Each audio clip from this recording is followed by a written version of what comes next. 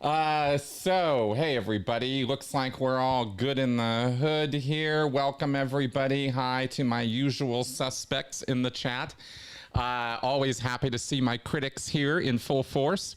Very, very happy about that. In fact, you have lots of, as I like to say, you have lots of viewing options or choices for your weekend entertainment, and I am glad that you are choosing my channel to come and spend some time and hang out and answer some questions and have some chats and discuss things.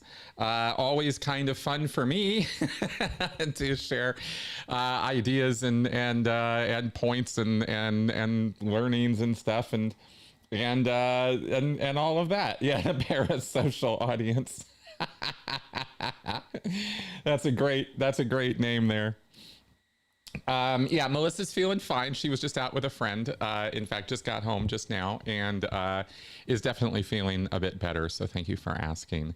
Let's see here. Yes, and then let's go ahead and get over to the chat screen. So we've got that on the line. Okay, chats will... there we go. Yeah, it'll start showing up here. Oh, and let's get the question box put up. Sorry that I did not think to do that already. All these little things you got to remember. So let's start this Q&A. Please put your questions under this comment. Okay, good. Under this box. All right, so good. So now I've got the chat box up there at the top, so you should be able to enter any questions you might have for me there. And I do have two preset questions for us for this week that we will also be answering. I'll probably get to the first one of those in just a minute.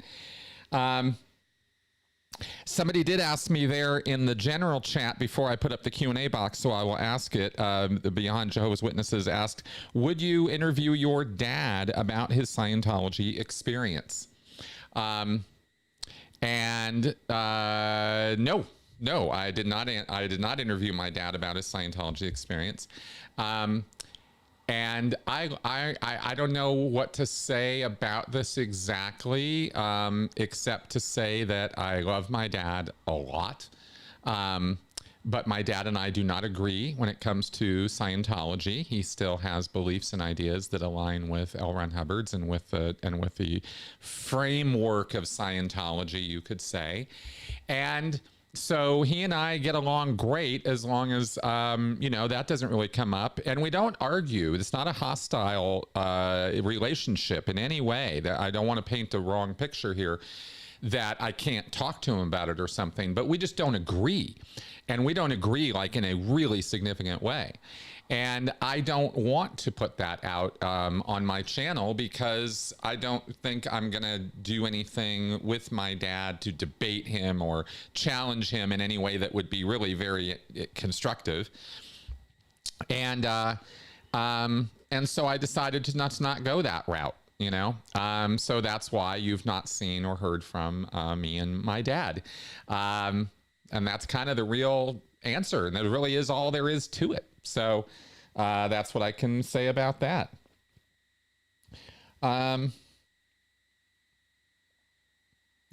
Okay, good. Got some questions rolling in on the chat, on the question box here. Let's go ahead and get into the Q&A here. Because that's what the show is for. So let's go over to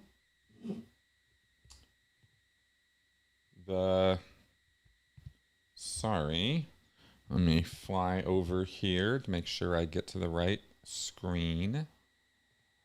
Okay, and let's throw up number one. I hope I don't butcher this name when I say Reyes Mauricio. In Mexico, we have 32 local delegations of Youth for Human Rights for the 32 federal states, and I am not considering the huge amount of municipal delegations. The most young Scientology's front group in their history. I have a doubt, how would it be possible for Scientology to control an organization populated by a majority of non-Scientologists to teach about human rights? And how can they achieve that they use Hubbard's interpretations on human rights. Okay, first off, let me just fix that silly typo there. Okay, so this is a question about the Youth for Human Rights Scientology Front Group and its activities in Mexico, where apparently there's quite a large delegation or group of people who are signed up for and participating in and organizing around the agenda of the Youth for Human Rights. Youth for Human Rights was started by Mary Shuttleworth. And she is and was, as far as I know, she still is a Scientologist, a high-level Scientologist. And her son, Taryn, is a filmmaker. And they got really excited about the Universal Declaration for Human Rights, which was a document ratified by the United Nations years and years and years ago under the stewardship or impetus or push initiative of Eleanor Roosevelt.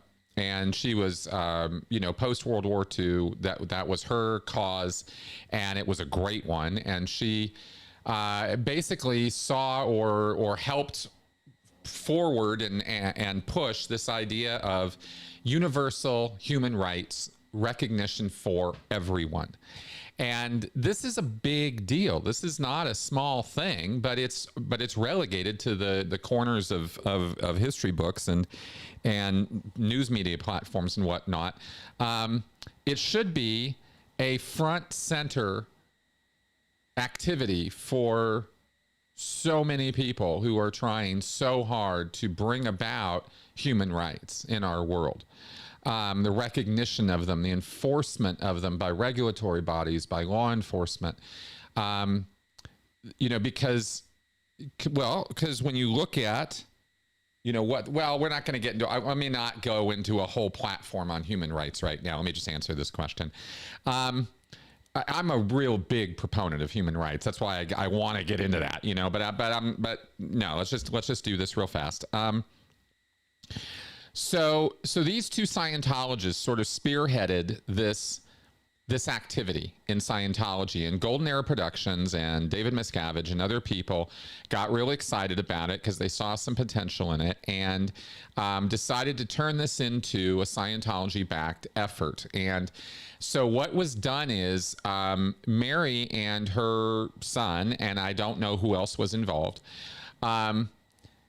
rewrote the Universal Declaration of Human Rights for children, so people could understand it. It's not a deeply difficult document to read or understand, but it's not for kids, and yet it should absolutely be given to children, and children should be learning about their human rights. And this would be an international movement.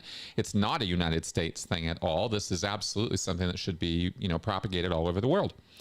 And this is a great idea. There is nothing wrong with this idea of universal human rights and teaching children human rights.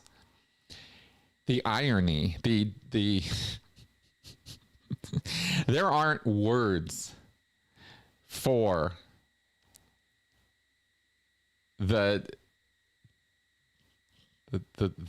deepest levels of hypocrisy that are demonstrated by the Church of Scientology adopting this platform as something it should be pushing. Because if it's not obvious, the Church of Scientology is an organization that purposefully, even premeditatively, denies and takes away, persecutes people's human rights out of existence. It's an abusive totalitarian organization. The Sea Organization is the proof positive of that. And what goes on in the Sea Organization is, the stripping away of people's human rights on a literally daily basis. And just because those people were conned, deceived, and fooled into thinking that their work and that their sweat and that their tears and that their blood is for a good cause doesn't mean it is. It's objectively not a good cause. It's the worst cause. It's sucking. It's a soul sucking cause. It's a money making operation designed to enrich one person, and at the same time enslave the minds of as many people as it can bring into its fold. It's that bad. It's really that bad. These are not exaggerations I'm making. I don't. This isn't hyperbole. And so for that group to adopt, human rights for children as one of its primary PR front activities is really a stroke of genius. And the really, really horrible thing about the reality that we are faced with when it comes to the Church of Scientology pushing youth for human rights is that they do a pretty good job of it, because the materials that they have produced to educate children on human rights are actually some of the best out there for doing that job. They're the pamphlets and educational materials and DVDs and public service announcements, little video clips showing, demonstrating every human right, and they're really good. Which just, of course, makes it so much more awful that a group that's entire purpose is to strip away people's human rights promotes the education of human rights. It's really horrifying, right? That they do that, but they do. That's the reality of it. Now, how would it be possible, the question asks, how would it be possible for Scientology to control an organization populated by a majority of non-Scientologists to teach about human rights? Well, Scientology controls it because they're the ones who manage the finances and the production and publication of all of those materials. They're done in-house by the Church of Scientology. Sea Org members, they produce that stuff at Bridge Publications and at New Era Publications for a bunch of non-English speaking countries. That's how they're the ones who literally produce and the program from financially, materially, and energetically. They're the ones who volunteer for it, arrange the meetings, do all the work, right? The Scientologists who are heading this whole thing up are the ones doing that, and the church backs them up because it's great PR. It's wonderful PR. See a bunch of children come lining up. We're representatives of Youth for Human Rights, as sponsored by the Church of Scientology. How could you ever look at that and go, that's wrong? It's perfect. So that's how they control it.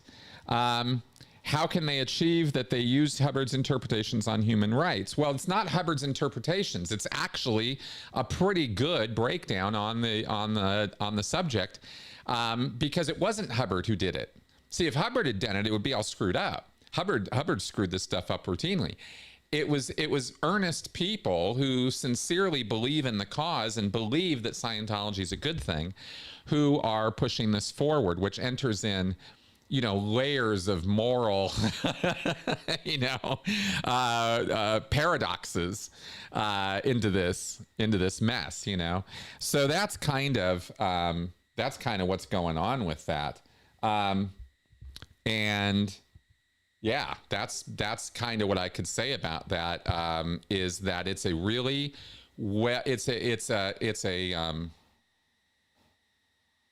I don't know how well financed it is at this point. I don't know how much they're pushing it. I haven't heard Scientology talking about or promoting Youth for Human Rights at their events or anything, but I haven't, been paying tons of attention.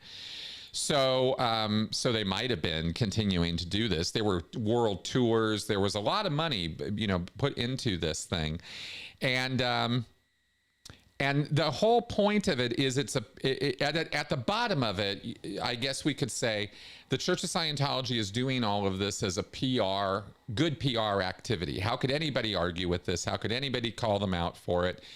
You know, you really can't. It's one of those things that's just a good thing to do.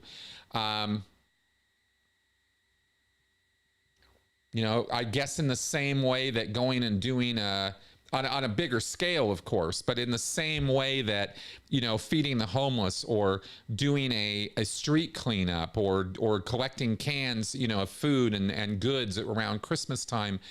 These are just inherently good things. There's nothing wrong with those activities really at all.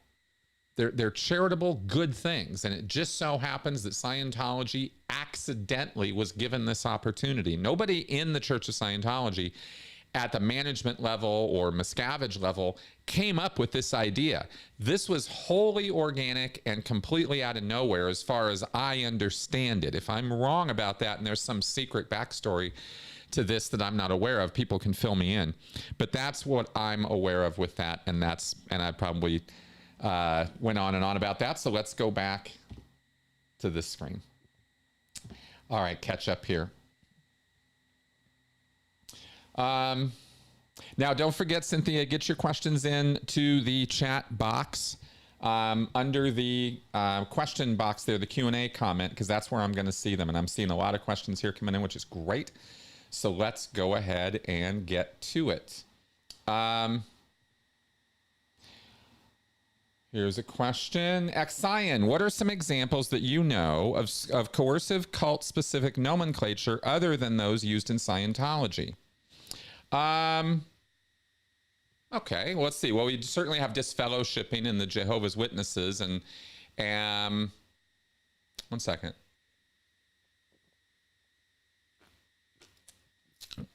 I talked about how in Landmark with my podcast guest a couple of weeks ago, how concepts like morality, responsibility, you know, even spirituality, the loaded language around these words can become intense in any of these cults, especially responsibility.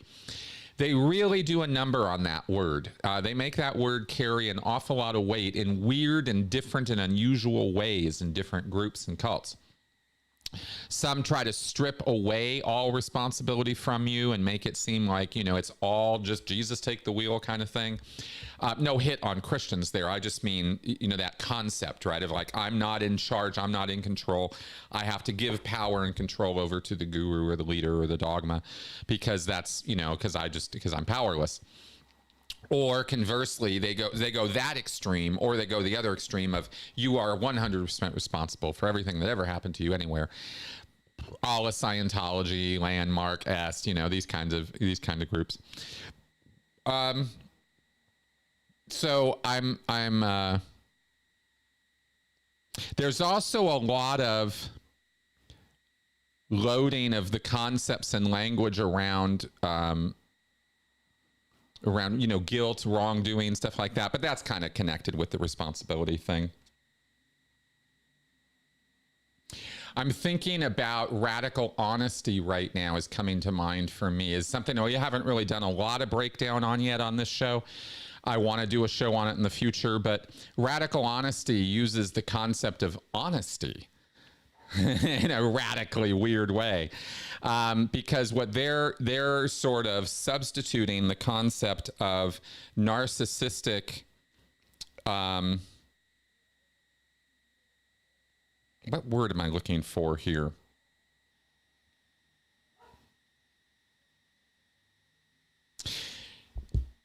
You know how when somebody uses honesty in a way to bludgeon you, in a way to insult you, in a way to passively or overtly aggressively demean you or make less of you, right? That's what radical honesty very, very quickly becomes. It's a license to insult. It's a license to offend, and not lightweight, you know, oh, I'm so offended. I don't mean like you know, casual sort of stuff. I mean, deeply incisive and cutting and to the core kind of stuff.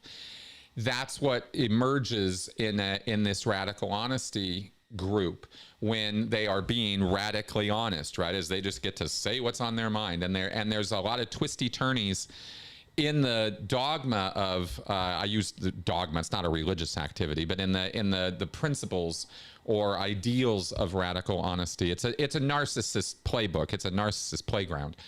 Radical honesty is, because it gives free reign to whatever you're thinking, whatever's on your mind. Yeah, out with it, you know. And that's kind of bad, right? And it's all hinged on this concept of honesty, right? They make that word carry a lot of weight, or, you know, do a lot of heavy lifting in that activity, and it becomes abusively so, you know. Those are some ones that come to mind right away. All right, let's carry on here. Red Pill 3000, what do you think the major characteristics of a cult are? Would you ever go to a Hall & Oates concert? If you could live in any movie's universe, which one would you choose? Okay, wow. Good question. Always comes in threes, Red Pill. So first off, what do I think the major characteristics of a cult are? Well, I have them on my website from Yanya and Michael Angoni's checklist from Taking Back Your Life. And the major characteristics include things like a preoccupation with money, engaging in us versus them thinking, that there's a deeply pushed concept or idea that we are special. We have sacred truth, sacred knowledge. We've got the secret sauce for life, in other words, and nobody else does. So that makes us better than everybody else. We are opposed to or counter to the bigger society around us. We're this little mini culture and the bigger culture, and we're the smart ones, the best ones, the brightest ones. There is often a preoccupation with making money. There is the leader is exalted beyond any normal or average means. They're usually a charismatic leader or leadership, and they center power around themselves. They are never wrong. They always are they're the source of the truth and the sacred knowledge. Yeah, stuff like that.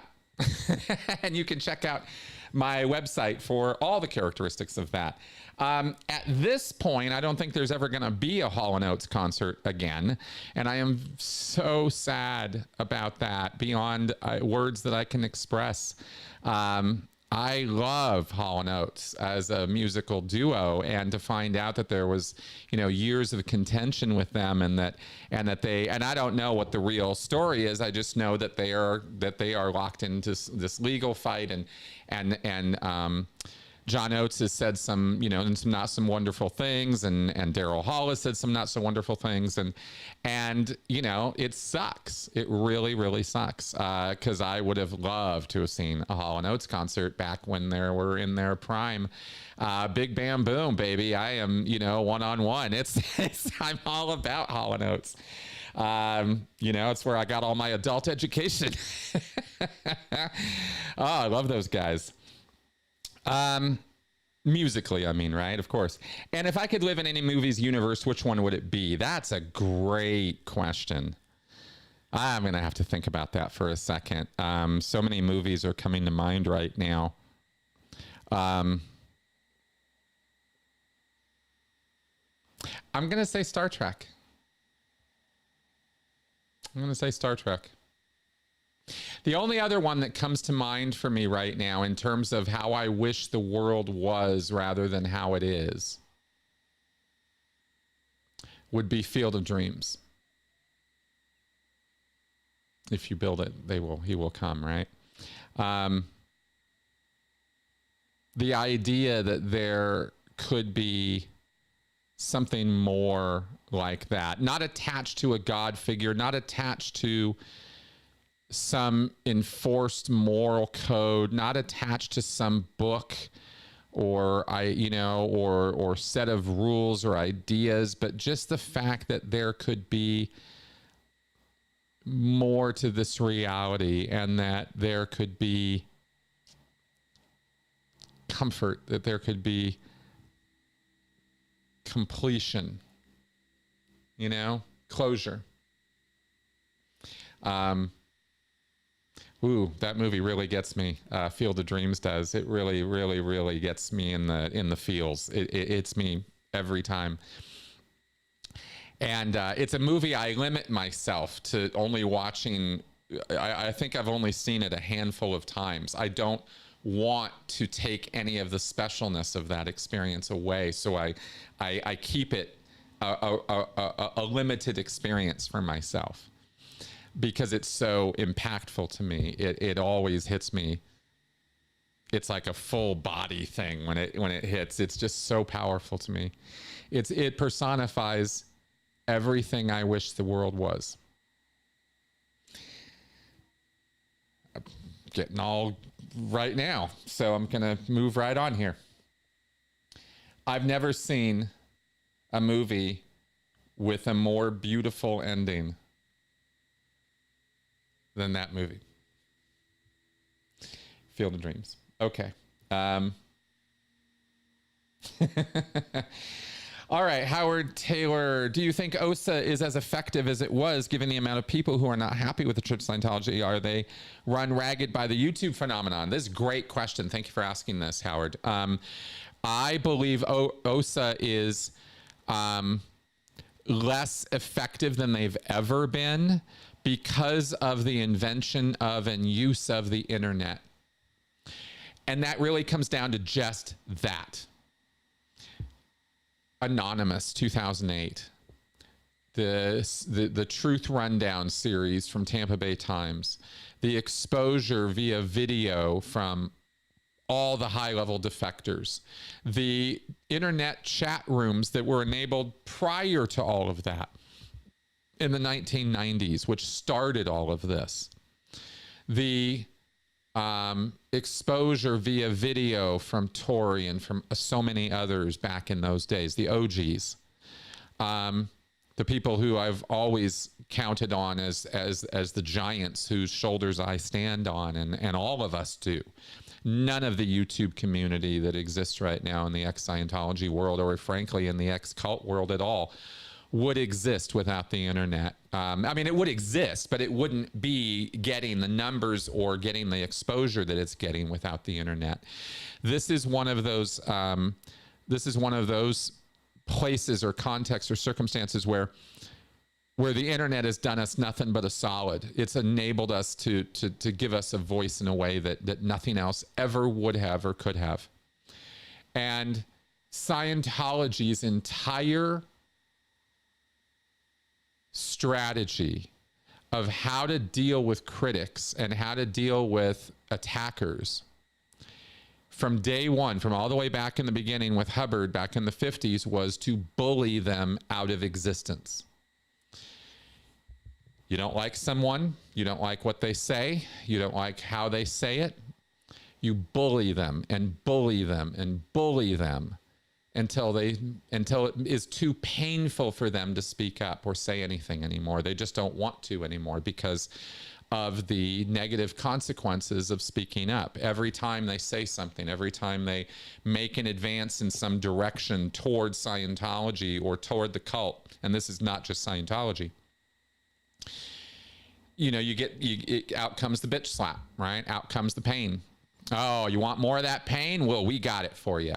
Right, here it is, and out comes the beatings and the media manipulations and the news stories and the rumor mongering and the notices in your neighborhood. I mean, the fair gaming from OSA has can become life invasive. People invade your life. People you are represented as your friends or as people you should trust, and they're actually working for the Church of Scientology. I mean, it's gotten that bad, and it gets that bad. But it's not just Scientology that does that. This is the narcissist at work. This is how narcissists do what narcissists do. So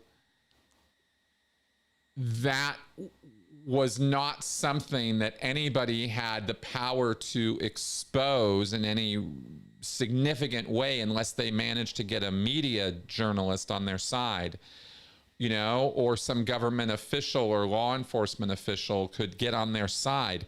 And very, very, very rarely would that happen. Most people just don't have time for it. They don't have the care for it. They, oh, that's too bad for you, right? And OSA therefore would get away with what they get away with. They would totally get away with it. In fact, they would even go to law enforcement and you know, give some sob story. I'm thinking about back in the 90s when they, you know, would actually get injunctions and court orders and restraining orders against Scientology critics. There was a guy whose house was raided, his computers taken, because of freedom of fucking speech. Because this guy had some negative things to say about Scientology, and OSA went and cried a sob story to the police and got the fucking police to go raid this guy's house and take his stuff. Right? I mean, how do you live life when the police are coming in and breaking into your house on the side of Scientology? That's how much power they wielded up until the 90s, up until the internet really came along and finally gave us a voice. And it didn't give us any legal power, didn't give us an ounce of any real power other than the power of exposure. And if there is one thing that a narcissistic agency or organization cannot deal with, it's social ostracism. It's being exposed. It's being shown up for who and what they really are. And OSA is a group that is instilled with every vindictive value and characteristic of L. Ron Hubbard's personality, writ large as you can get. Every vengeful, vindictive aspect of his personality is in OSA's policies. So they take L. Ron Hubbard's worst side and act it out every day. And as long as they could get away with it from the shadows, as long as they could get away with it, nobody really understood that they were the bad guys in that picture. They were okay with it. They got along. They were doing great. They were shutting down Scientology critics. They were silencing people left, right, and center. They were intimidating, harassing, stalking, even, you know, robbing, pillaging, beating on their critics. That's what OSA was getting away with till the internet came along. And now they have been defanged. They have been depowered. Not completely or totally by any stretch. They are still a force to be reckoned with when they can direct their full attention on you. But there's too many of us and too few of them. And so they disperse. Their attention is now, there's a very small number of people in OSA. It's tiny. Like, let's say 100 staff members working in the Office of Special Affairs worldwide right now. Let's say 100. Let's say 200. Let's be generous and say 200 staff members, signed legal staff members at Churches of Scientology or Sea Org members at OSA International or the various OSA continental offices. 200 people. They cannot deal with the deluge of anti-Scientology material out there. They can't even begin to cope with it. So they hire out, right? They get other people to do a bunch of their dirty work now, lawyers and private investigators. But even that, they can only manage a network of so many people. And there are, by the way, only so many people willing to do OSA's dirty work for them. They have to go bottom of the barrel. They have to go down to, you know, Rent-A-Goon and find their people to go do the stalking and do the harassment. And there's plenty of them. There's plenty of Rent-A-Goons. But that's who they have to go to because everybody knows, everybody in the real world is only one Google search away from knowing everything about how Scientology is basically a religious mafia. You know, in a nutshell, it's a mafia that has a religious cloaking. And everybody gets that. So they are now run ragged by the YouTube phenomenon. It takes them a long time to catch up. And these protests that have been happening over the last many months are a fantastic example of how flat-footed they still are when it comes to that stuff. Anonymous back in 2008 threw them totally on the ground. It was David versus Goliath, and Goliath took a heavy crashing fall. But, you know, right on its face, right? Osa would just had mud on its face, left, right, and center. And Scientology never really recovered from that because they don't have any other strategy to deal with critics than bullying them out of existence. So, so they're being run ragged by just too many of the critics and not enough of them. And that's kind of in a nutshell how I see it, and what I can say about all that. Okay, Young Matador. Hey, Chris, from what you know, do any other cults operate private educational institutions like the Church of Scientology, Delphi schools? They're basically an assembly line from nursery to Sea Org. Yeah, they kind of aren't, really. Let's be clear about Delphi at this point. You know, a very small percentage of people coming out of the Delphi schools join the Sea Org. By a long shot, these are not operations that are nursery to Sea Org. That's not a really accurate way of describing what the Delphi schools are now. Now, in the past, I would more readily agree with you. But again, through so much exposure, and more importantly, at least this is from what I'm hearing from people inside. And if I'm wrong about this assessment, then it's only because I don't have all the information. From the information I've been given, all the way up to a couple months ago, it appears that the Delphi operations have been imploding because of a lack of public from Scientology. There aren't enough Scientologists to keep these schools going, which is really, really good news. So they've had to broaden their entrance requirements or their promotional demographics. Who are they trying to appeal to a much wider audience than just Church of Scientology adherents? You know, let's get all those kids in. There aren't enough to keep the schools going, and there aren't enough rich Scientologists who can pay the exorbitant private school fees to educate their children at Delphi.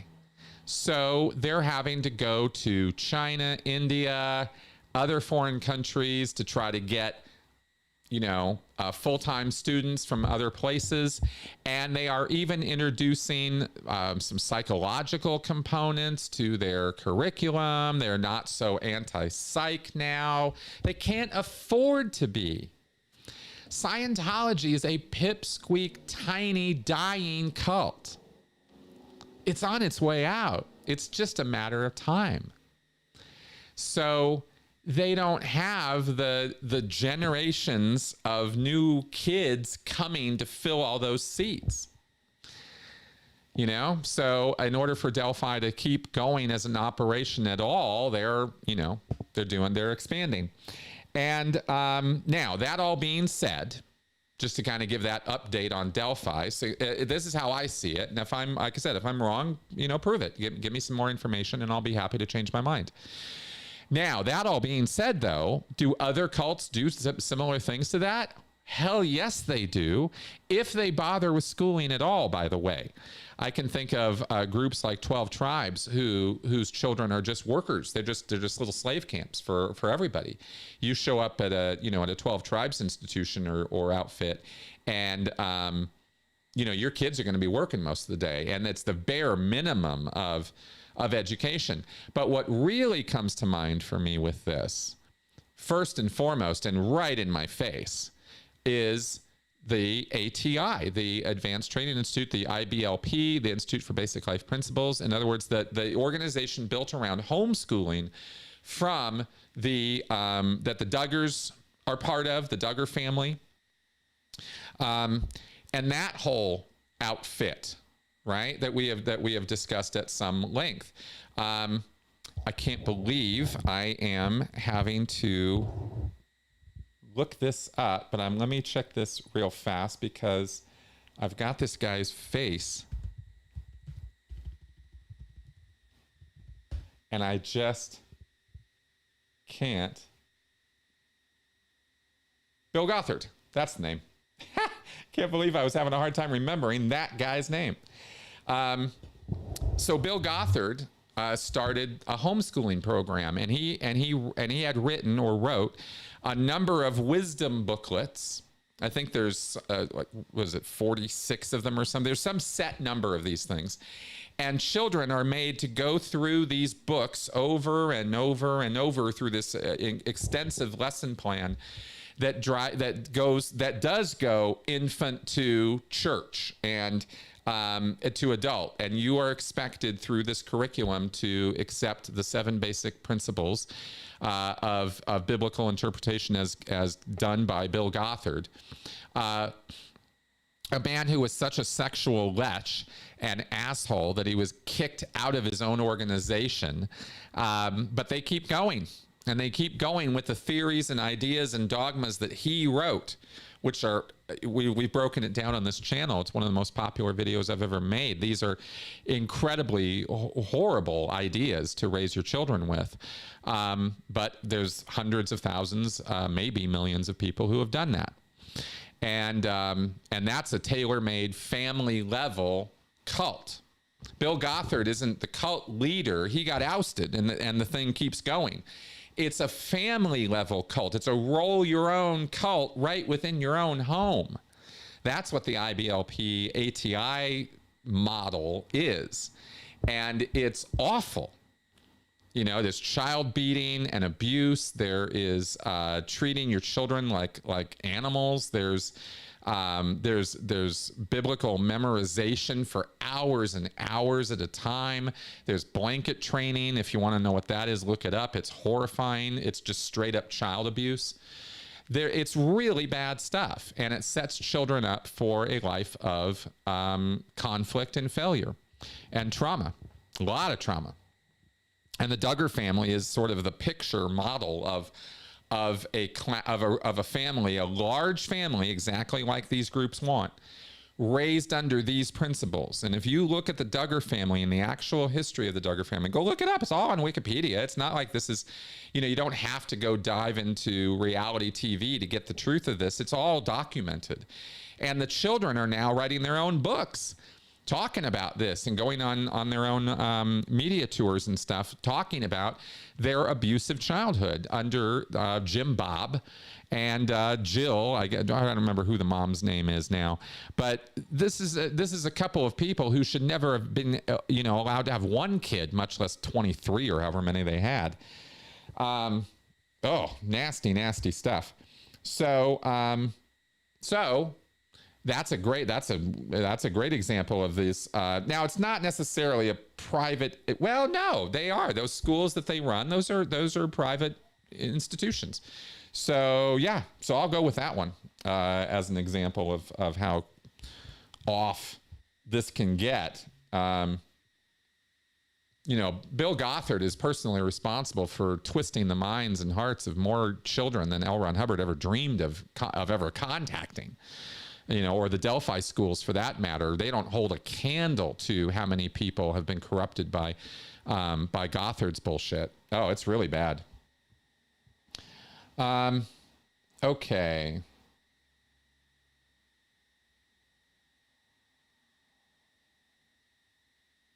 Parasocial Audience asks, question about Lyme disease. Are you familiar with the Facebook groups about finding a Lyme literate doctor that supports their diagnosis of lifetime disability? I am not at all familiar with any of that. No, I'm sorry.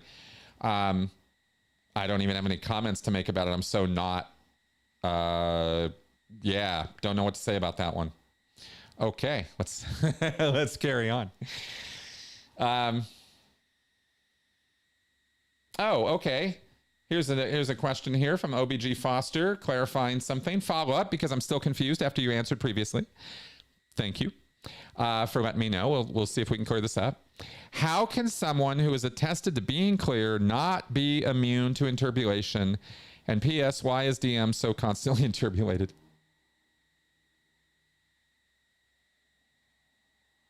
Okay. The Scientology reason why somebody would still be interbulated after achieving the state of clear is because of their body thetans. They are still... Okay, let me tell you a story. Let me give you an analogy right out of Scientology. And this might help clear up what I'm talking about. I attended more than one lecture from an OT, not L. Ron Hubbard, obviously. These were live lectures, right, from when I was in the church, from, like Michael Chan, like these professional FSM speaking types, right, who get paid and are there to solicit money from Scientologists. But they do so by telling stories and weaving tales and talking about OT powers and talking about world events, and it's a big motivational speaking kind of thing. And there are Scientologists who are very good at that.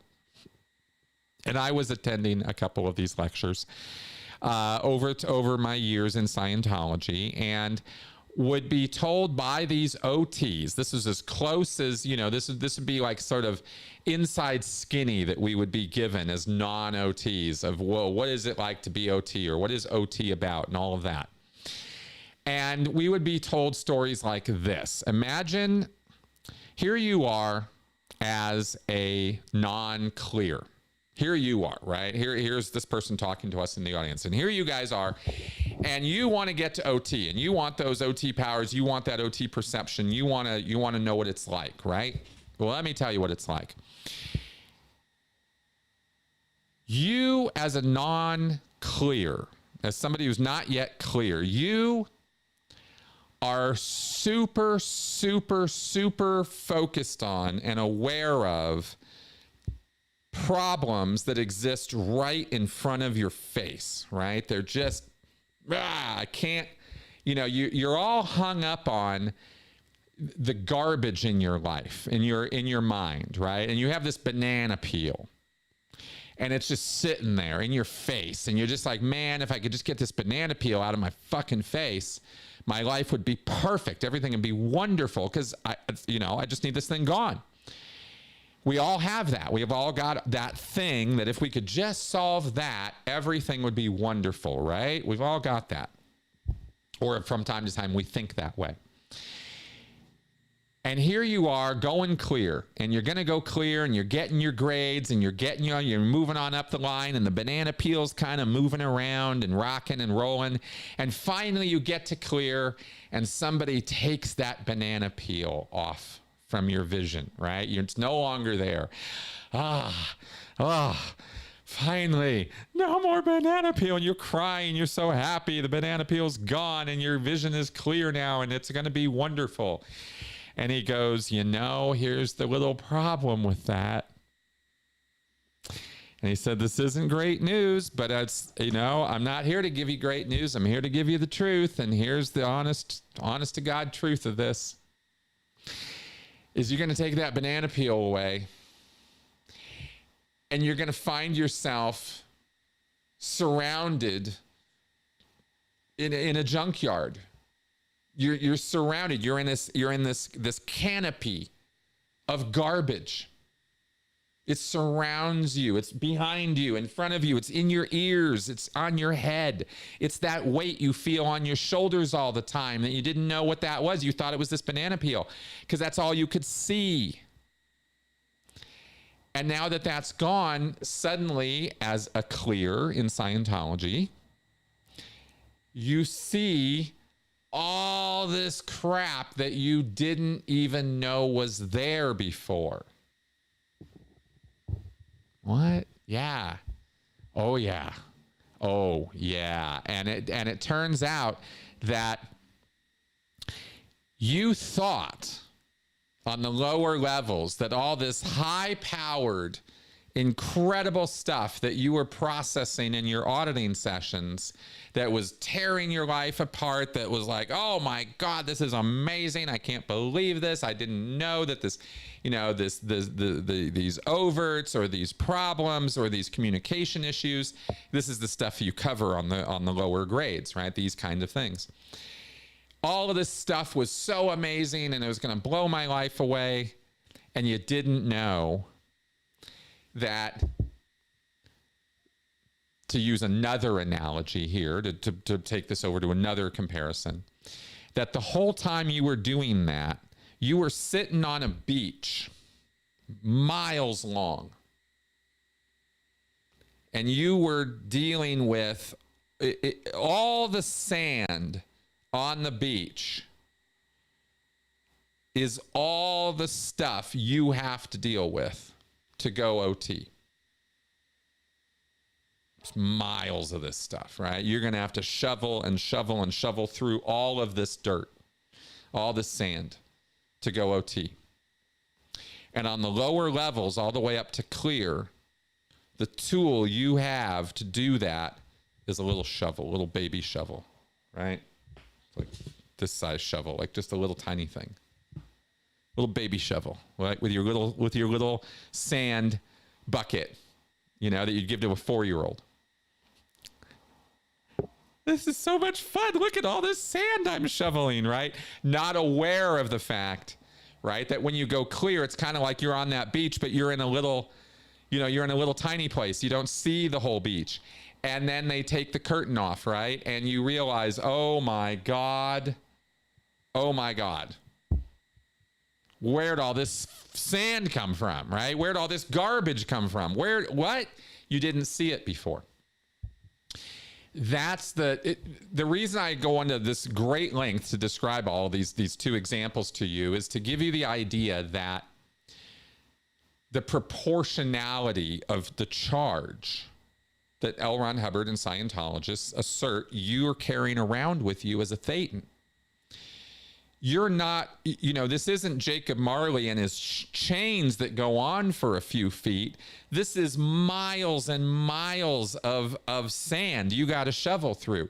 That's the amount of energy, compacted energy, that you're carrying around with you as a thetan in your mind as charge that carries around with you, that you got to get rid of. You see what I mean? You've only been dealing all the way up to clear with a very, very tiny amount of this, and you think it's amazing. You've never moved this much sand before.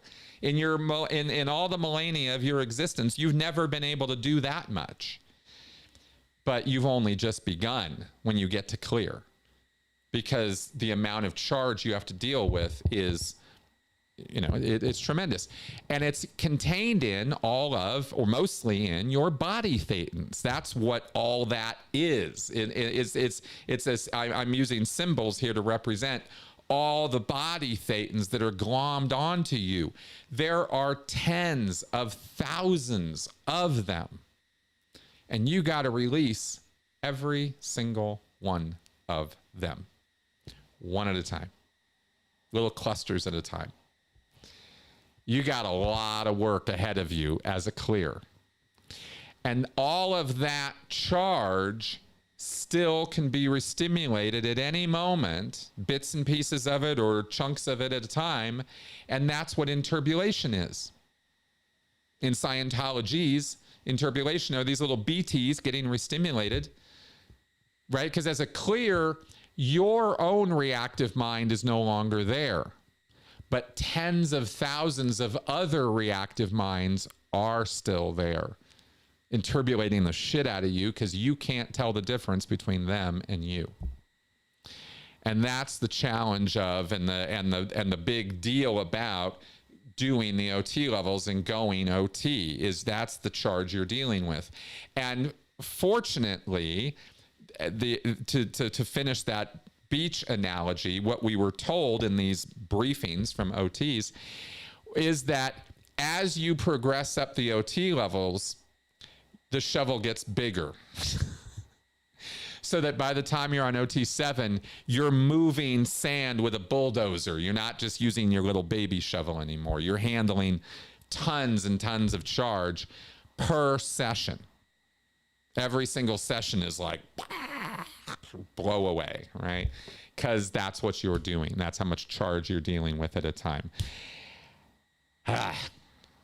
Hope that all makes sense. I hope that clarifies. And OBG Foster, if it doesn't, please let me know. But that's why.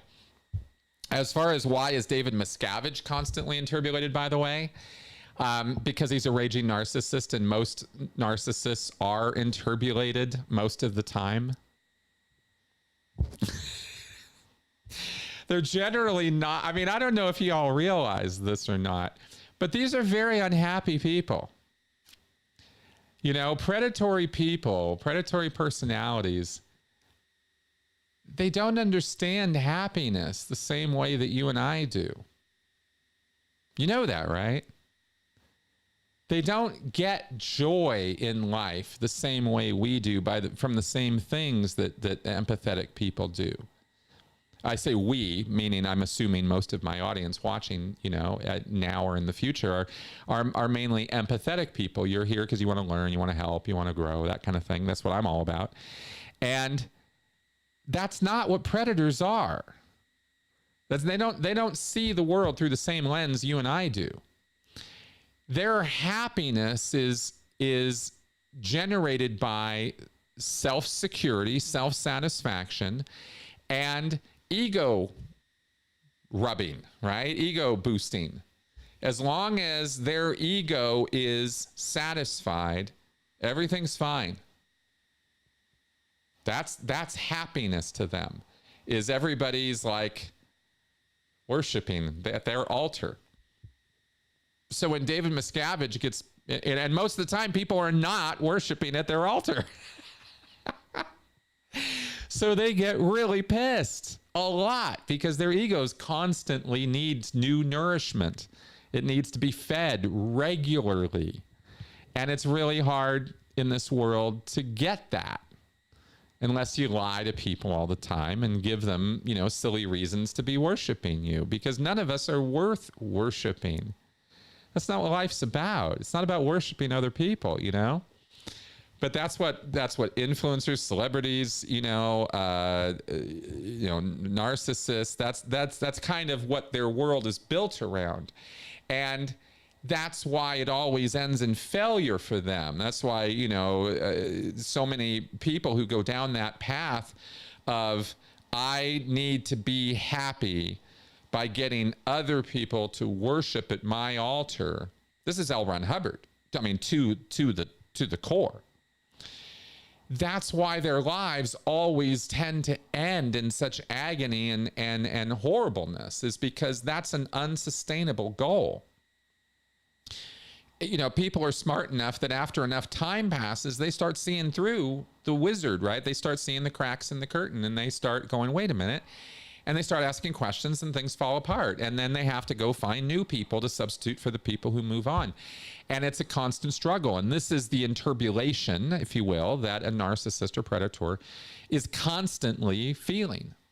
You know, too much is never enough for them. There's not enough money and power and sex and influence to ever fill the void that those people feel deep inside of them. You know, love and relationships and compassion for others and the true joy of experiencing selfless love. These are unknown quantities to narcissists, to predators. They're trying to fill that vacuum inside of them, and they can't. And they're miserable as a result. They're really very, very miserable people. And they want to take that misery out on everybody else around them because they project themselves onto everybody else. Well, if this is how life is and this is how I think of things, then this is how everybody is. You know? So that's why David Miscavige is constantly interbulated. Great question. Thank you for asking.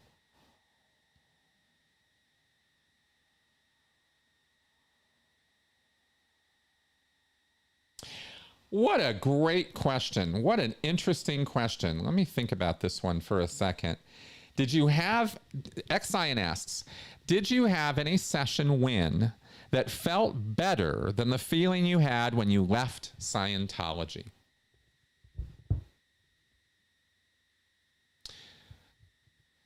I'm going to Coke think on that one for a second.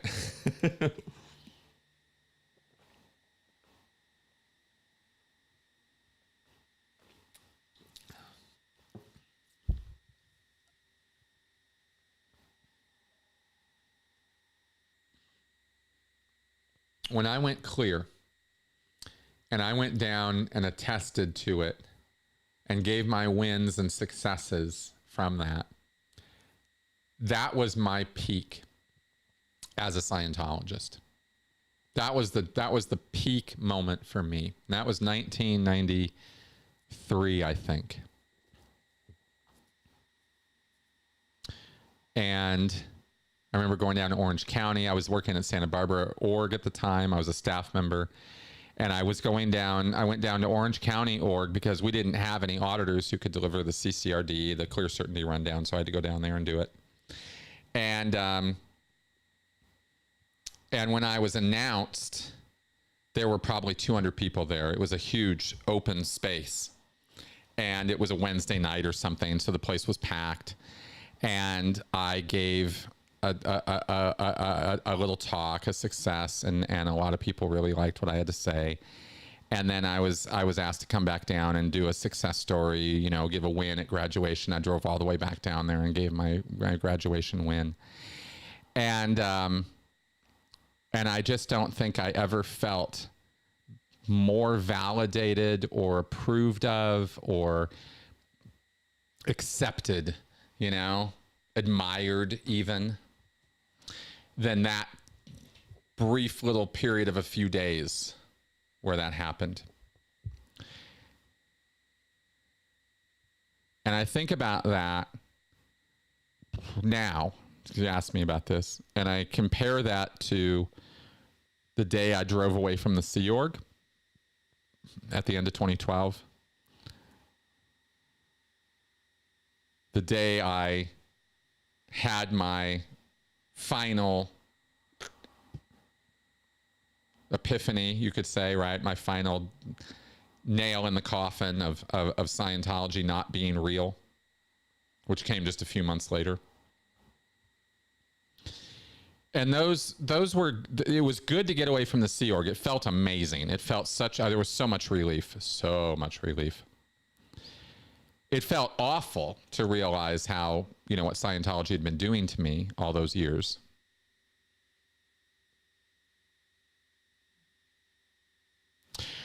But when I think about falling in love with my wife, or I think about giving talks about Scientology to a you know, a good size room of people, or writing a book, or, and this might sound like whatever to some people's ears, you know, to meeting my son, to experiencing the feeling of family that I have felt at home here with my wife and my dog.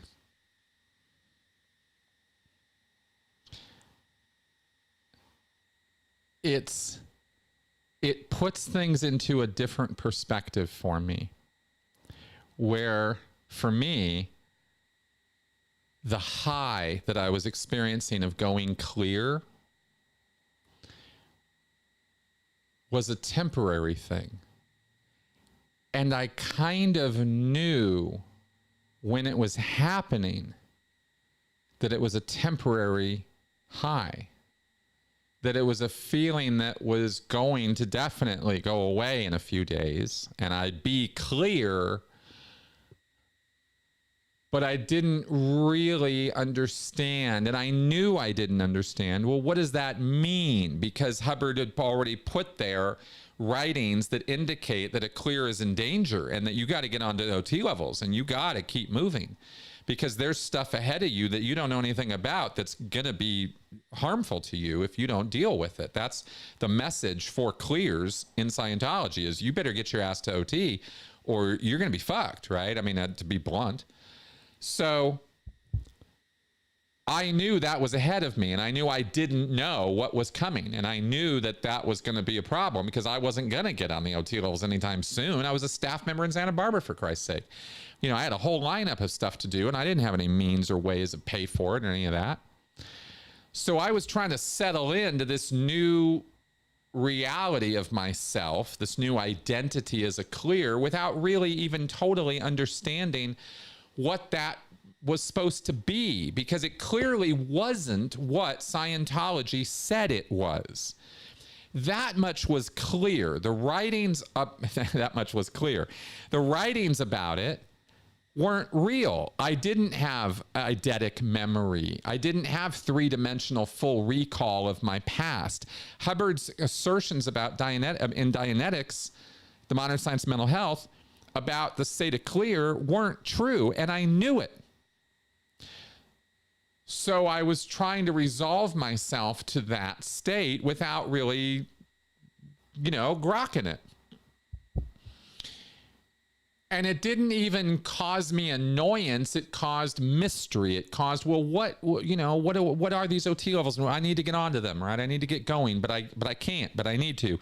So I'm just going to take it one step at a time, one day at a time. And it wasn't really, after a few days, it wasn't a joyous place. It wasn't like, oh, and I'm so blown out of my head. You know, that goes away. And I knew that was going to go away. The reason I'm harping on all that is to then compare it to these other experiences and these other milestones in my life post Scientology.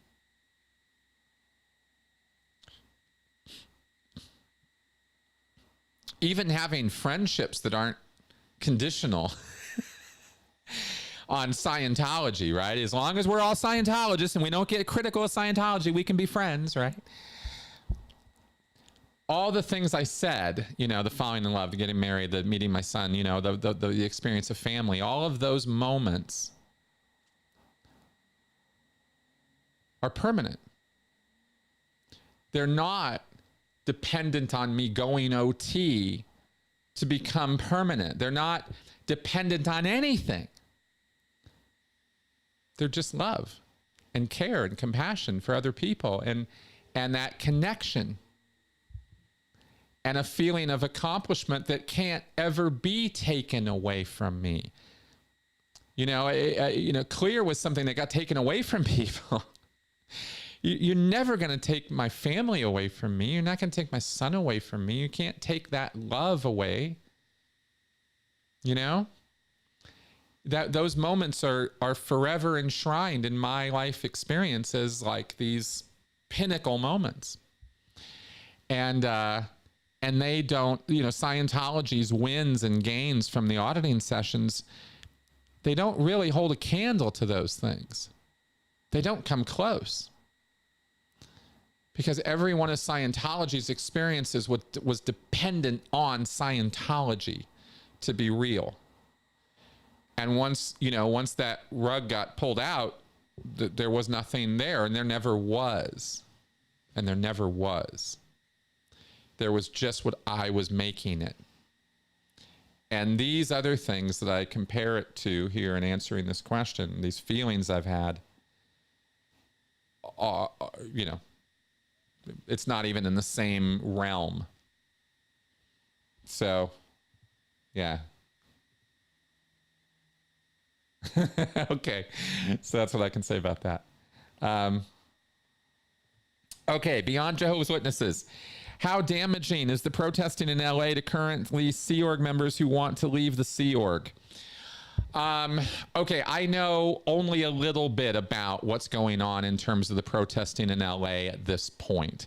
I'm not following this on a day-to-day, track all the names, keep track of everybody and all the drama that's going on. And believe me, I've seen nothing but drama. In the times I do look into it, it's all about personality conflicts and who's doing what to who and this kind of thing. And I'm only familiar with it through, you know, some video clips and stuff I see on Reddit mainly and stuff like that. I am in contact with a couple people who have done protesting for a lot longer than this current spat of stuff that's been going on since last year. And the people I'm in touch with are completely unimpressed with what's going on in LA. I'm unimpressed with what's going on in LA from what I know about it. As far as damaging the protest, as far as how damaging it is to current Sea Org members, what I understand it to be, how I see things, or how I'm told things are going on, is the Sea Org members in LA are basically very put out by the protesting. They are on different schedules. They have to, do the whole underground drill that I talked about, where there's tunnels under pack. You got to use those because the protesters are around, and you can't just walk around when they're out there, and they're out there all the time. And I guess there was some attempt at a sit-in or barbecue or something recently that was a total disaster. I mean, the Sea Org members are annoyed, probably in the same way they were annoyed by COVID. Some of them more than others. There are people who are willing to put up with a lot. I mean, trust me, I know, right? Sea Org members are willing to put up with a lot of bullshit because they're on a mission. And that mission is very important to them. The protesters are not important to them. The protesters are scumbags as far as they're concerned. They're low-life SP riffraff who they have to put up with. And they want, OSA and that kind of thing to deal with that. They don't even want to think about it very much.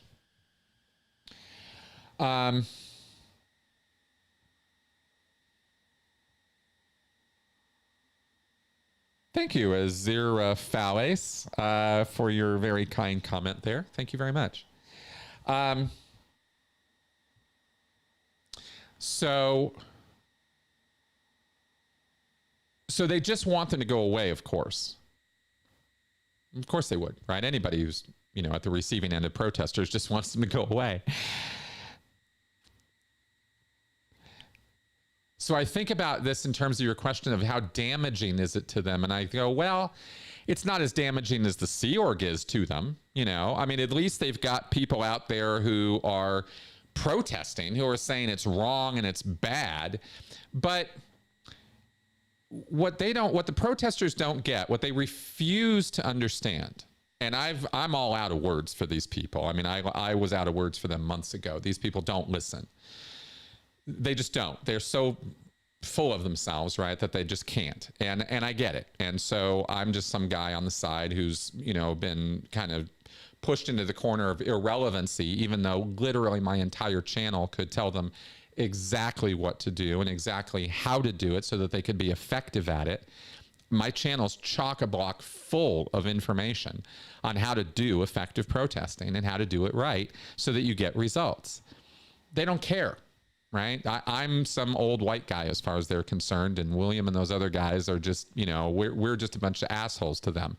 Well, the feeling is mutual. So I'm not at all supportive of what the LA protesters and PAC are doing. I am very much in support of people who do protesting the way I've talked about it. There's lots of people who do that. I support those people, So again, getting back to how damaging it is, it's not as damaging as what Scientology is doing to them, but it is forcing them by the circumstances of the situation. It's forcing the Sea Org members and Scientologists in LA to double, triple, harden their own beliefs. It's making it harder to get them out of Scientology. The protesters are making it harder for us to do our job. The protesters are not helping us in Los Angeles. They are actively hurting the cause.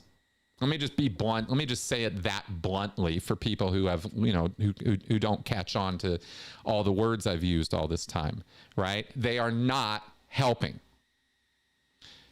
Okay? So, the yelling, the screaming. Now I have to be clear now, of course, in saying the protesters in LA, that I am not actually talking about people like Tori Magoo. Tori is somebody I consider a friend. Tori is somebody who I support, and she supports me. I got nothing but love for her. I find her to be a singular voice of reason in a crowd, an ocean of unreason. So don't let anybody take the words I'm saying right now and twist and corrupt them into some anti-Tory message. Tory is one of the giants whose shoulders I stand on. And if I haven't been abundantly clear about that up to now, I hope that makes it clear. This is no attack on her or what she has been trying to do for years and years and years. But that all being said, I am not at all going to support people who yell and scream obscenities at Sea Org members and call that a good day's work. I'm not ever going to do that, because they're only making our job harder, and they don't care. They don't care. So why would I care about them, right? So that's kind of the thing. And it's gone on for so long now that it's actually entered the point of ridiculousness. I've said many times, and I'll keep saying, protests are best done in short bursts. You hit them hard, you hit them fast, and you're out. And then you go somewhere else where they're not going to see you coming, and you protest there, and then you go somewhere else. I mean, you know, this is not, there are lots of people who have spent a lot of time documenting and researching and working on how to do protesting and how to do it well. And Scientology protesters almost, you know, especially the LA guys, get everything backwards. So that's my answer. Okay. All right. You know, this is really funny to me. We passed an hour a while back and I didn't even notice. We've just been going. It felt, so far, this has felt like about 20 minutes to me. Isn't that funny? It's just so funny.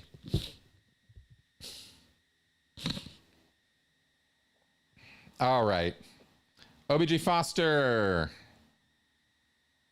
Do you plan to investigate the end times and multiple lifetimes cults of Mormonism, especially Jody Hildebrandt and Chad Vallow, child abuse, abuser, child murder? Yes, absolutely I do. I've said and talked about how I want to dive deep on Jehovah's Witnesses, Mormons, Moonies, the major cults out there. I want to do deep dives on as a first thing. And that comes after this rather large project I'm working on, which is going to be a few months of me working on that. This year is about cult recovery on my channel. I'm going to ask that you be patient with me in terms of diving deep on the Chad, you know, Vallows of the world, because I am going to do that, and it's going to be fun, and I'm going to have an interesting time doing that.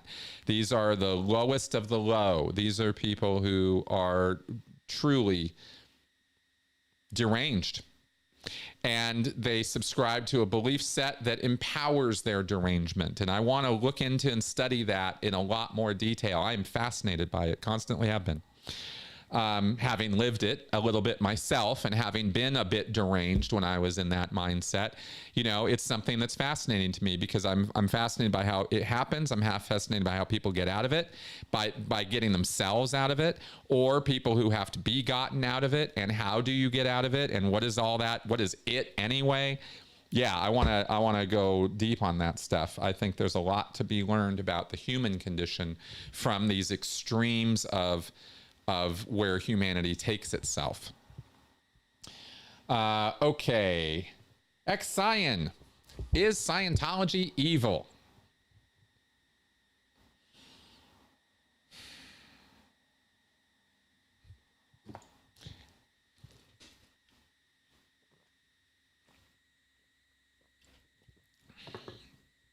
Yes. In a word, yes. I don't mean evil in terms of some supernatural force from beyond the veil or something. I will define evil for my answer here as something that is destructive, premeditatively so, knowingly so. When somebody tries to or enacts, puts some belief system together, right? Does something, puts something out there, puts a product out there, a product or a service. Let's do this. They put out a product or they're going to put out some service, and they know they're fucking with you. They know it doesn't do what it says it's doing. And they do it anyway. That's kind of screwed up, isn't it? That's pretty evil. That's pretty messed up. And L. Ron Hubbard was 100% that guy. To a T, I don't know any other. I mean, it's a good word to use. There's lots of other words to use. Actually, I know lots of words, but evil is a good word to encapsulate it because it's a purposeful thing. It wasn't an accident that Scientology hurts people. It wasn't an accident that Scientology mentally enslaves people. That didn't just happen. Hubbard wanted that. He needed it. So does Miscavige. Predators and narcissists need your adulation, and they don't care how they get it. They're vampires. They're social vampires. And they'll say anything to you that you need to hear so that you'll keep listening to them.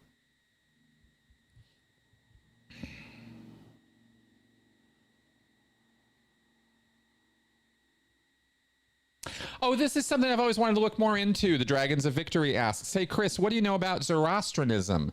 It seems to be the belief system that birthed Judaism, Christianity, Islam, basically all the major religions, yet it is such a small sect today. I agree. I actually, every time I've dived into or looked at all into Zoroastrianism, I hope I'm saying that right, it has been fascinating. It's always been, what? They believed what? What? Really? It's something I would really like to look into. It's one of those things. This is actually one of those things where I can't speak intelligently on it right now, so I won't even pretend to. But it's one of those things where every time I'm exposed to it, I want to go almost get a degree in religious studies or something, I want to dive deep into it. Because I think that there is an origin story there for the Abrahamic religions, and I think that there's earlier thinking to Christian concepts or Abrahamic concepts that are absolutely fascinating, and and to get a window into the world as it used to be, and how people used to think about things, and how those ideas, these little fledgling roots of ideas, grow, they just seed in societies, and then, the wars and the interactions and the trade and everything that happens, and how these ideas just spread. Fascinating stuff. Constantly fascinated by it. And very, very few people, as you mentioned, very few people actually want to talk about it. I mean, Zoroastrianism, wow, that sounds like some weird satanic offshoot or something. What's that? Oh, it's only the religion, what was it, back in Mesopotamia or something that, that seeded a lot of, Christian ideas. What are you talking about? Yeah, surprise. All religions are not new. They are just progressive evolutions of earlier ideas. And some people were inspired to write some of the stuff down, and other people were inspired to corrupt the hell out of that and make a bunch of arbitrary decisions out of nowhere as to, which writings were valid and which ones weren't. And here we are now saddled with a book that is a complete lie. I mean, it's just, there's so many lies connected with the Bible. And I'm not attacking anybody's faith. Please understand that your faith is your faith. Okay. Believe whatever the hell you want. I really don't care. I'm not trying to offend anybody. By lies, I mean the representations made about the book and its origins and its writers and its stories. I mean, the representations made about it and its sanctity and the fact that this is the, you know, the only truth that there could be. I mean, come on. It's just, come on. All right. Anyway, funny stuff. Let's carry on. Oh, yeah. Oh, great question. Ex-Scion. When you were a Sea Org member, did you feel that even though Scientology was moving slow, that it would eventually take over the world? Absolutely, I did. I never had a doubt about it. Not once did I doubt it would happen. What I doubted is that it was going to happen in this lifetime. I did not think that was a reality, and it was really pissing me off that other people in Scientology were talking about it as though that was what was going to happen. I would get pissed about it near the last few years that I was in, because it was so obviously a pipe dream that we were going to pull this off in one lifetime. And I kept wondering, why do they keep saying that? Why do they keep pushing that this is something that's going to happen now? It's not. There's too many fucking people in this world. I'm being, really sweary today. Anyway, yeah, I was just, that became my attitude in Scientology. As at first I believed it could very much happen in this lifetime. I was on board with that totally. Of course I was, just like all the other Scientologists, until you run the numbers, until you actually start seeing, like, wait a minute, there's a lot of people on this planet, like a lot. This isn't going to work, you know? Anyway, I just thought that was, worth commenting on there. I thought it was going to go slowly and slowly and slowly. But here's what I thought, though, is I thought that there would be a mushroom point. I thought there would be that, the balloon, goes slow, and then suddenly explodes, right? Gets big. When you're blowing it up. That was kind of what I thought would happen with society. I thought we would meet. I thought that, in my mind, that was that make-break point that we were trying so hard to achieve. Is this blow-up point, and kind of like when Christianity was adopted by the Roman Emperor, right? What was it, Augustine or whoever, and suddenly it was the state religion. Suddenly everybody was doing it. Well, up until then, it was this persecuted minority. I was waiting for that moment. And I didn't know if it was going to come this lifetime or into the future. But I was waiting for it, meaning I knew I was going to be there, whether it was this lifetime or next, when it would happen. And I was only concerned about the race against our own self-destruction. That's what had me worried, is not that we weren't going to make it. I was more worried that mankind wasn't going to let itself make it long enough for us to do our job. And that was kind of how I would talk about it or approach things when I worried about it at all. Yeah. Okay.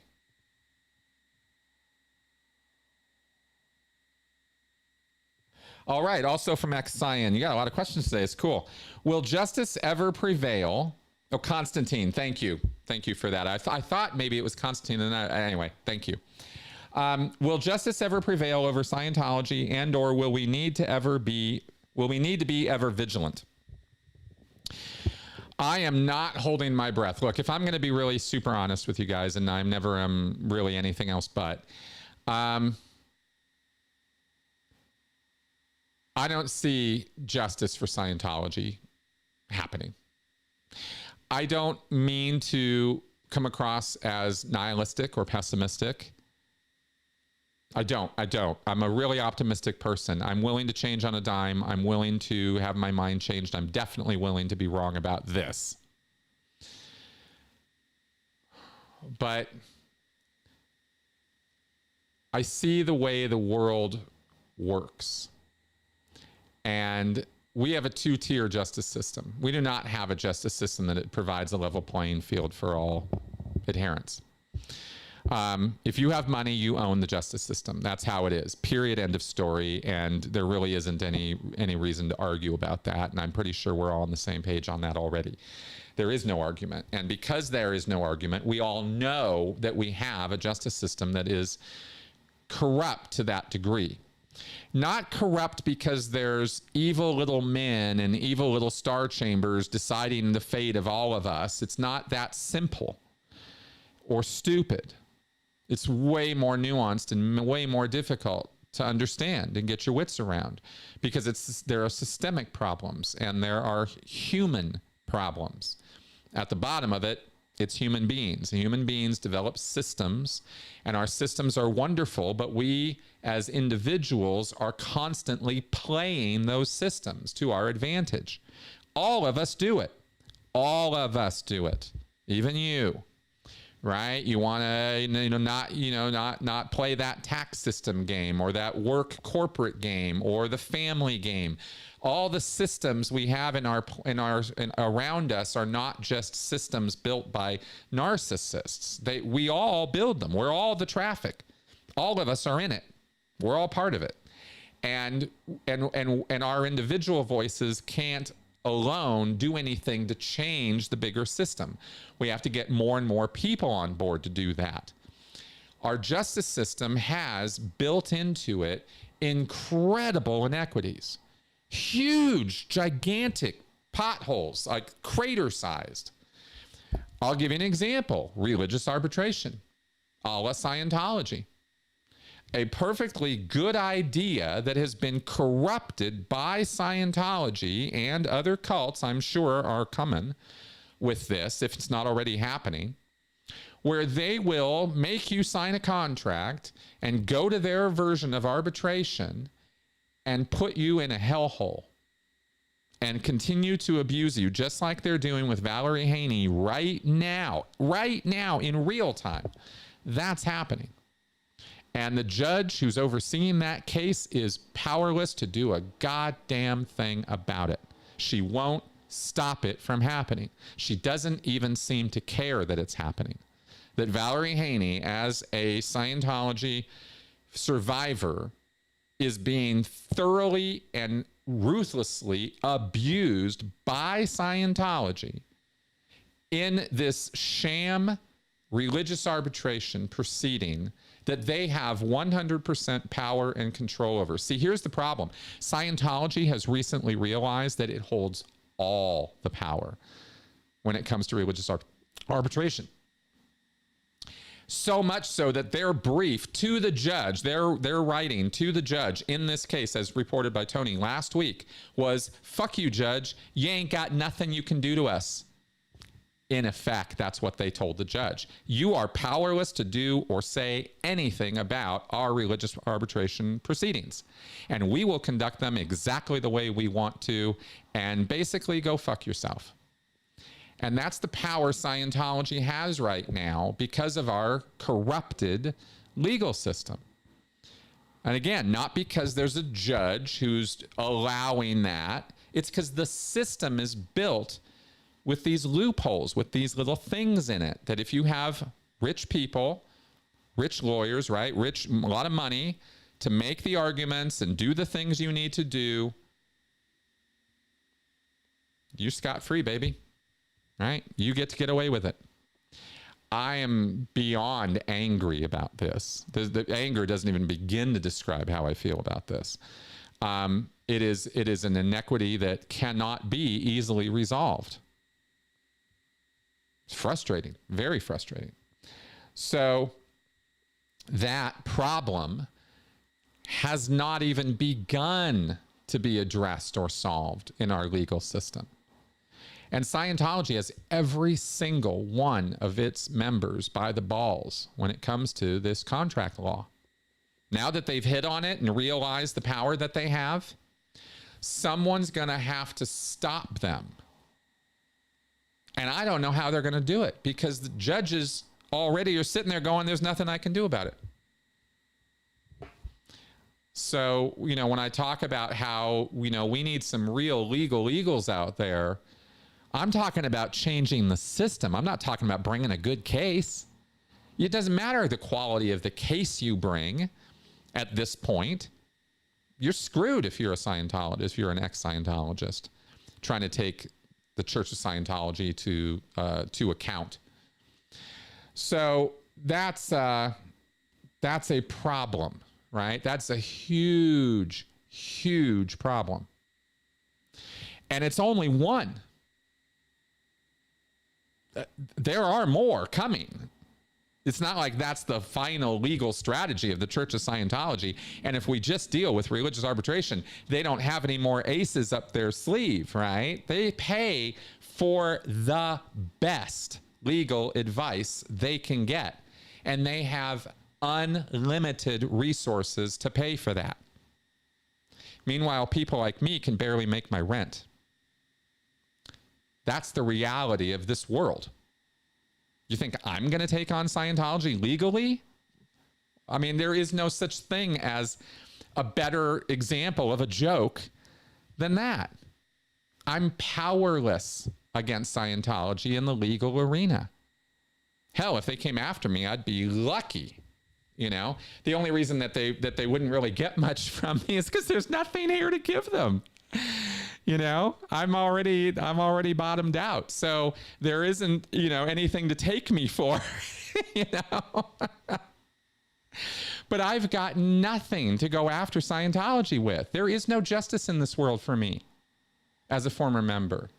Not through a legal route, not through a civil trial, and certainly not through a criminal trial. Because the feds and the district attorneys who have the dirt on Scientology refuse to act. I don't even know anymore what their stupid ass reasons are for not acting. In effect, they refuse to act. The goods are all there. The evidence is there. It's not like they don't have it. It's not like they haven't been told. It's not like former members haven't given them documents and screenshots and contracts and invoices and information by the pile full. They have. And they won't do anything with it. And if tomorrow, front page LA Times, Church of Scientology brought to criminal RICO charges by LA district attorney, you wouldn't see anybody happier than me. You know, I'm not saying that it should be this way or I want it to be this way, but you're hearing the frustration from me from years and years of working behind the scenes, stuff you guys have never seen. I've talked to people you guys have never heard of before, ex-members, law enforcement officials who should be, you know, there should be action. Not a hint, not a peep. So I can only imagine why. I have no idea why it is that the FBI won't move on Scientology. I don't know, but they won't. The IRS, I know why they won't, because they're underfunded, undermanned, and have no political capital or will to go after Scientology at all. There's nothing in it for them. So, so that's kind of my real hardcore, honest look at it is, yeah, good fucking luck, you know?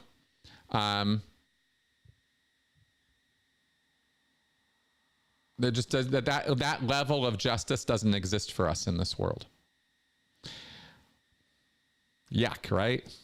Ugh. Okay. Let's carry on. See if I can wrap this up at a more upbeat note here. All right. Let me see. Let me pick and choose amongst these because I only want to do about one or two more and then I've got to go. Because we've been going for a while now. We're turning these things into like 2-hour shows now, and I don't mind, but I got to record with Tony in 20 minutes, so I'm trying to wrap up.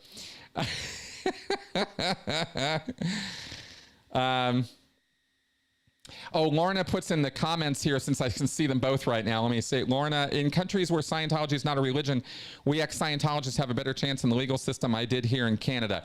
I will agree with you on that, Lorna. I definitely will. I am speaking very, very, very much from the American perspective, and I am, again, more than happy to be proven wrong on any point I'm saying here today about this stuff, especially when it comes to other countries' legal systems, which I will be the first to admit I do not understand the same way I understand the American legal system.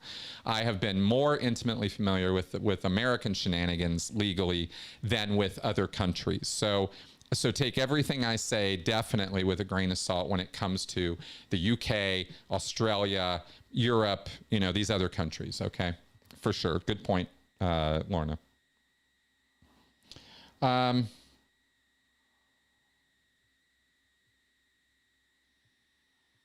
All right. I do not know. No, I haven't.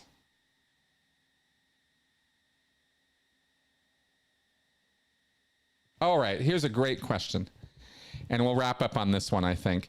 Oh, no, I do have one other preset question to answer as well. So let me do these last two. Okay, so Snooky asks, I always found it hard to compress the ideas honesty equals case gain, and yet I was coached on lying to the enemy for the good of the group. Your thoughts? Oh, yeah, absolutely. Snooky, this is a wonderful question to highlight or illustrate the built-in hypocrisy of every cult moral system.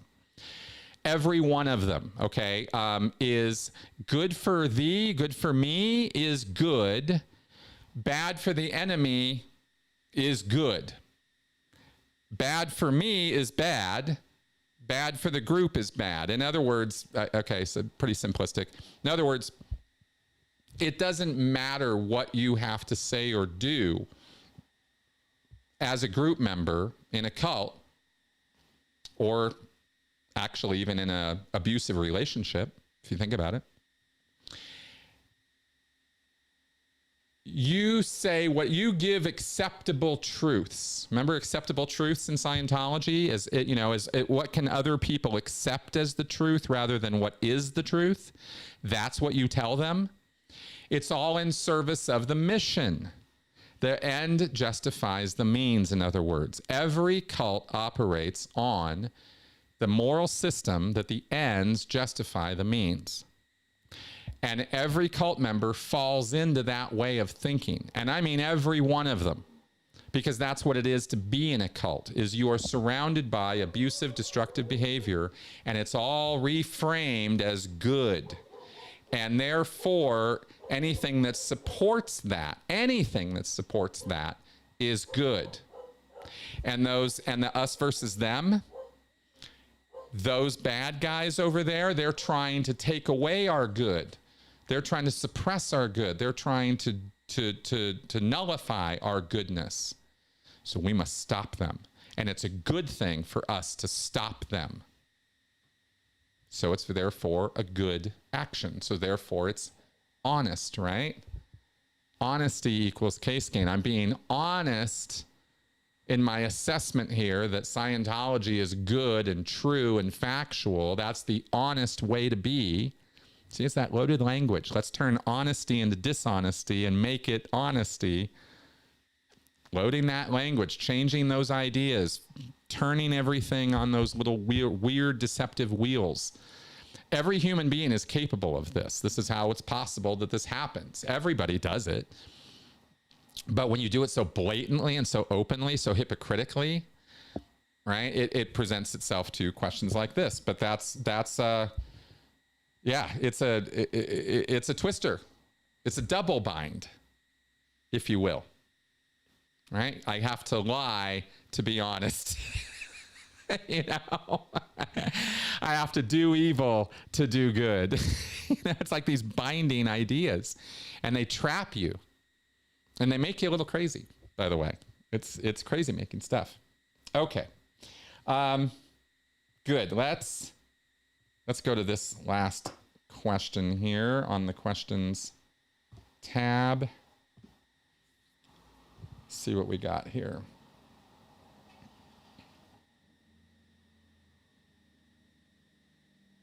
Betsy Crutcher. The world's population is more than 3 times larger than it was in the mid-20th century. If Scientologists believe that a human is an immortal spiritual being, a thetan, that is resident in a physical body that has had many past lives and will live many times again, with the growth of the world population ever increasing, where do Scientologists say that all these additional thetans come from? Oh, this is real simple. This is what the OT7 10,000 OTs thing is all about. And if you don't know what I'm talking about, for many, many, many years now, the Church of Scientology has promoted to its OTs and to its members that they have to get like 10,000 people onto OT7. And this has been this big target for a really long time, because that's supposed to shift this theta and theta ratio on planet Earth and turn it all around. This is supposed to be, in other words, that mushrooming balloon point that I was talking about earlier.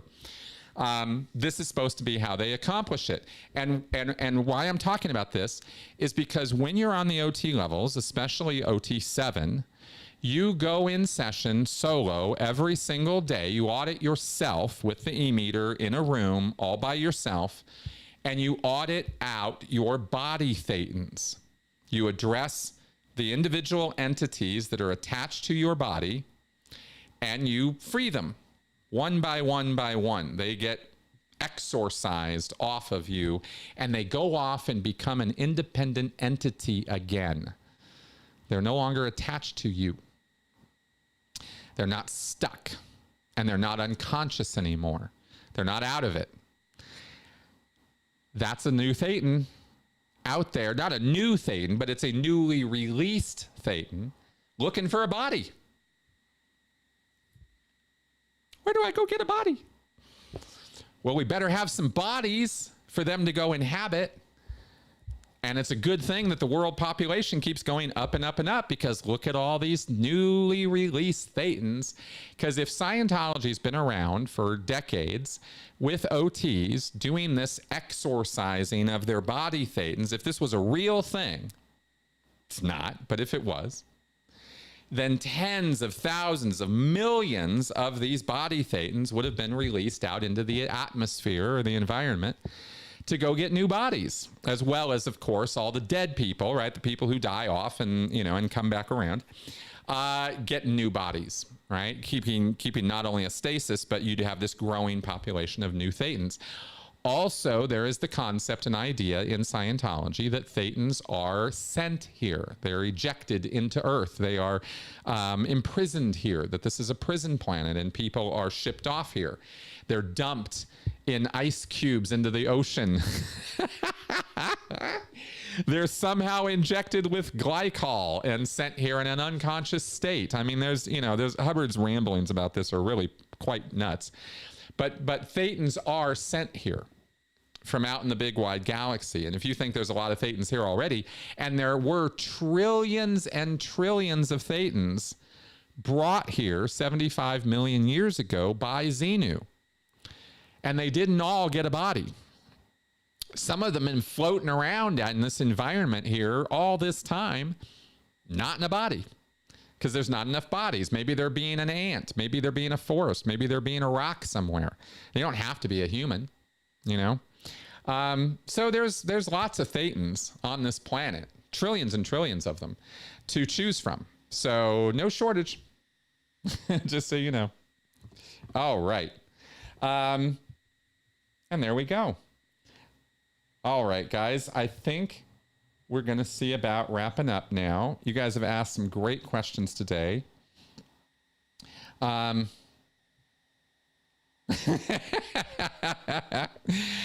I've only seen some of the other comments as they've been going here today, but they've been great. All right. So thank you very much, guys, for being part of this today and joining me in this. It's been a lot of fun, as always. I got to say, I really appreciate your support. I have not recovered. Somebody asked me about recovery and all that from, recent attacks. And no, to be honest with you, I haven't. I would very, very much appreciate your support. If you enjoy my channel, if you enjoy the work that I'm doing here, it'd be awesome if you want to show me some love. PayPal, Patreon, whatever. You can sign up for any amount if you want to come on through Patreon. Otherwise, whatever, channel memberships, etc. Buy my book. whatever you can do to support, that would be awesome. And of course, let me plug real fast that if you are someone who could use some one-on-one with me, if you are in a coercive situation, or you have family or friends who are in a cult or in a bad situation right now, you don't know what to do, you don't know what to say, you're not sure how to approach it, I might be able to help you with that. I've been known to be helpful to people in that situation.